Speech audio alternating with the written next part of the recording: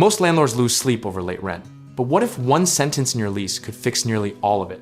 We're talking about a clause so underused, it's almost criminal. And the investors who skip it are basically handing tenants a free pass to pay whenever they feel like it. The culprit behind most late payment drama isn't a bad tenant, it's a vague lease. When your agreement doesn't clearly define consequences, you've accidentally written a choose-your-own-adventure story. And spoiler alert, tenants always choose the cheapest chapter. The clause we're talking about is the late fee provision, and not just any version of it, a specific, enforceable, and psychologically loaded one.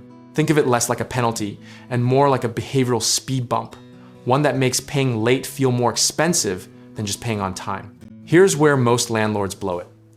They write something like, late fees may apply, which in legal terms means approximately nothing.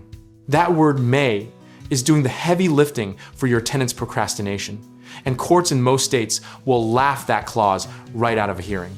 What actually works is a grace period paired with a flat fee and a daily accrual structure, something like a grace period of 5 days, then a flat fee of $75 plus $10 per day after that. It sounds aggressive until you realize most states explicitly allow it, and tenants respond to math way better than they respond to strongly worded emails. The psychology here is fascinating, and a little sardonic humans are wired to avoid loss more than they're motivated by gain. Your tenant might shrug at "please pay on time," but they'll sprint to Venmo the moment they do the math and realize day 10 means $175 out of their pocket. Now, historically, late fee clauses have been the most litigated part of residential leases, particularly post-2020, when eviction moratoriums left landlords scrambling for any enforcement tool they still had. Investors who had ironclad late fee language fared significantly better because they had documented leverage without needing court access to use it.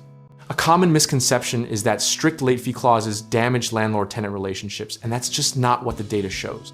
Studies from the National Apartment Association have consistently found that clear, written expectations actually increase on-time payment rates by as much as 30% compared to leases with vague or no-fee language. The other piece people overlook is the returned check or failed ACH fee clause, which should live right next to your late fee provision like a loyal sidekick.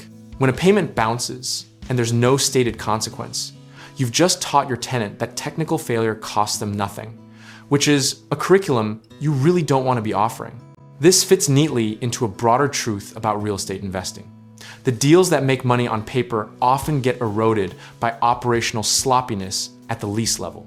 The clause isn't glamorous. It won't go viral on social media, but it's quietly the difference between a performing asset and a stressful hobby. The community of experienced landlords will tell you the same thing with varying degrees of exasperation. The lease is your operating manual, and a late fee clause is chapter 1. Treat it like a boilerplate afterthought, and you're essentially building a business on a foundation of wishful thinking. So here's your actionable takeaway. Pull up every lease you currently have and search for the words late fee. If it doesn't include a specific dollar amount, a specific grace period, and a specific daily accrual rate, you have homework to do tonight. Don't wait for the first missed payment to discover your lease, is basically a polite suggestion. The discipline of real estate isn't in finding the deal, it's in protecting the deal after you have it. One paragraph in a legal document reviewed by a local attorney familiar with your state's landlord-tenant law can save you thousands in lost revenue and lost sleep. At the end of the day, consistency in your process beats conviction in your instincts every single time. A mediocre property with an airtight lease will outperform a great property with a sloppy one, and that's the kind of unsexy wisdom that actually compounds over time. Whether you're just starting out or tightening up an existing portfolio, we can help you get started in real estate investing, connect you with home contracting work, or find the right lenders. Check out our links in the description below.